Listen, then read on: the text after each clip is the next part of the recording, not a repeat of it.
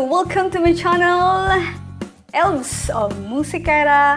In today's video, pag-aaralan po natin kung paano mag-tono ng gitara for beginners gamit ang guitar tuner na to. So tara! Excited na ba kayong itono ang ating gitara? Simulan na po natin in 3, 2, 1!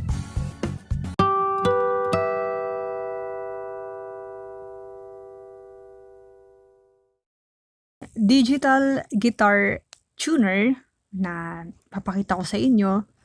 So, since kailangan ko ng E, either lower E or higher E, yan, nasa center kung mapapansin niyo. Ibig sabihin, na-hit natin yung kailangan natin na proper na tuning.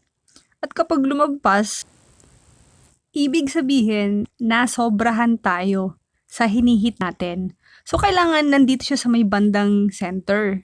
So, kung napapansin nyo, bumababa siya. Or nagiging D, magiging sharp. Yan, mapapansin niyo. Ibig sabihin, sobra yung pagtutono natin. Wala sa standard na hinihingi natin, which is ang E. So, kailangan natin siyang ibalik sa center. Yun yung tama. At kung mapupunta naman siya sa flat, ibig sabihin, kulang tayo ng taas. Yan, nasa flat, nasa bandang left. So, kailangan nating ilagay sa center. Yan. Ibig sabihin, ito yung hinihingi natin na proper tuning ang E.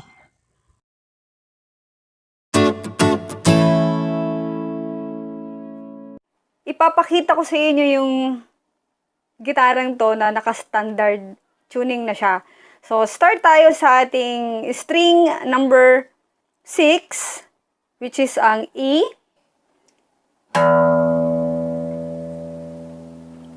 Kung mapapansin niyo nasa center siya.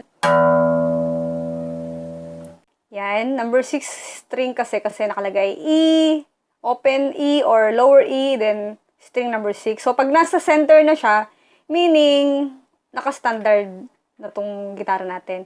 E. Next, the string number 5, A.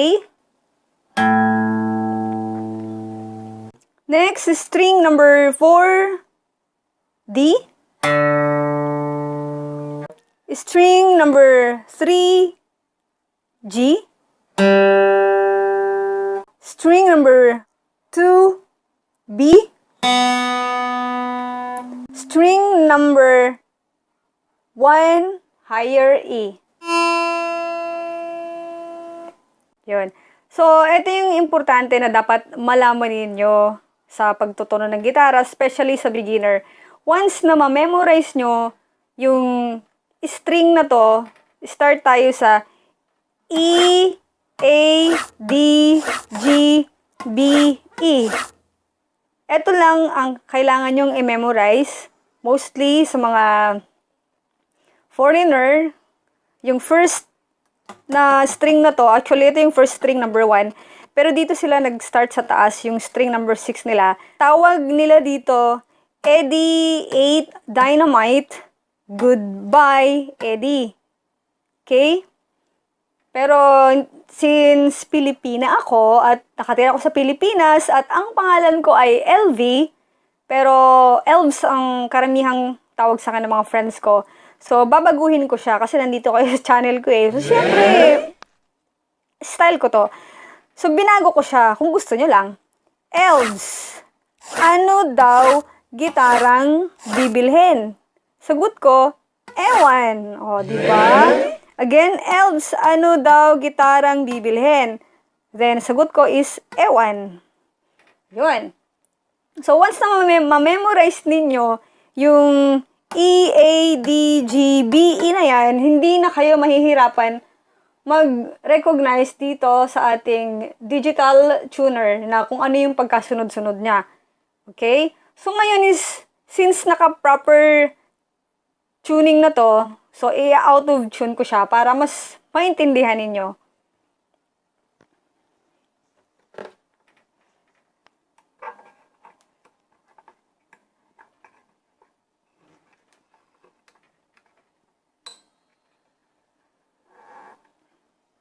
Yan. So, ginulo ko na.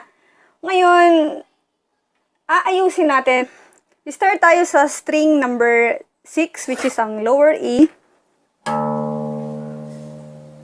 So, kulang siya sa taas. Kasi napansin nyo, di ba? Dapat nasa center yung ating proper na pagtono. Nasa center yung linya natin. So, iikutin ko siya pataas. So, depende rin sa pagkabit ng guitar string ninyo kung clockwise ba or counter yung pag-iikot ninyo. As long as kailangan nating matono ng maayos, tataasan ko siya kasi mababa. Na nasa guitar tuner ko is kulang siya ng taas. So, nasa mababa siya. Kung mapapansin ninyo, nasa bandang left.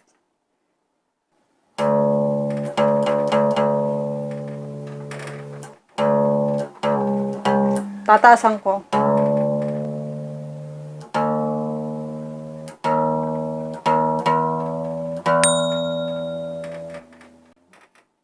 Ayun. So, nasa gitna na siya. Next natin itong string number 5, which is ang A.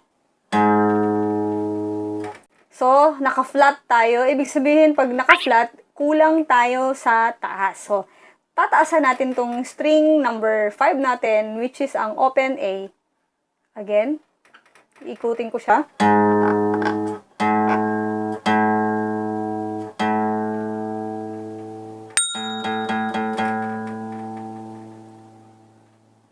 Yun, nasa A na, center.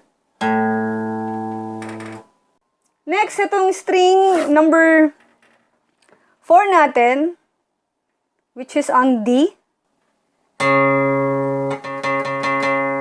Ayun. So, kulang pa rin. Tataasan ko ulit.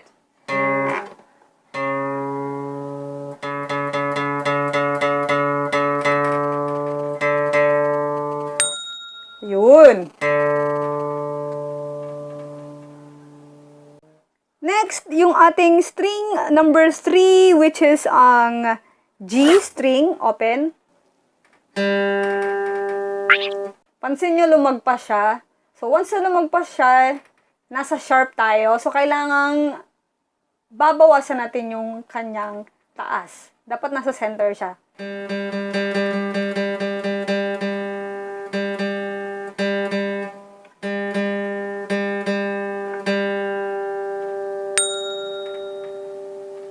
Yun. Next, itong string number 2, ang ating B open string.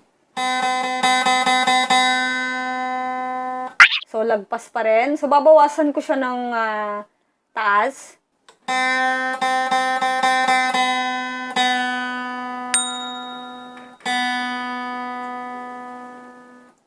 Next, yung ating string number 1, yung higher E natin.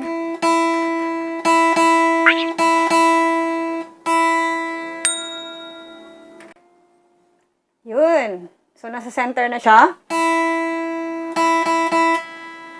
Okay.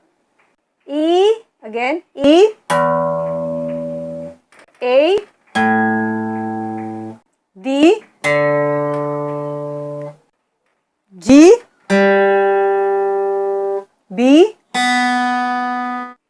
and higher E. Napaka-easy lang po magtono kapag meron kayong digital guitar tuner na tulad nito para sa mga beginner. So, lagi niyong tatandaan kapag yung guhit ninyo is lumagpas sa letter, ibig sabihin nun, nasobrahan po tayo ng pagtutono. At kung before sa ating center na to, yan, before sa ating center, ibig sabihin kulang tayo. So, pag naka-flat tayo, kulang. At pag naka-sharp, sobra.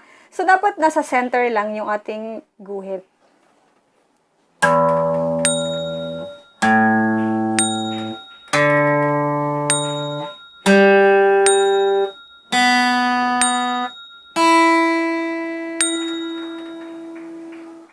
Okay?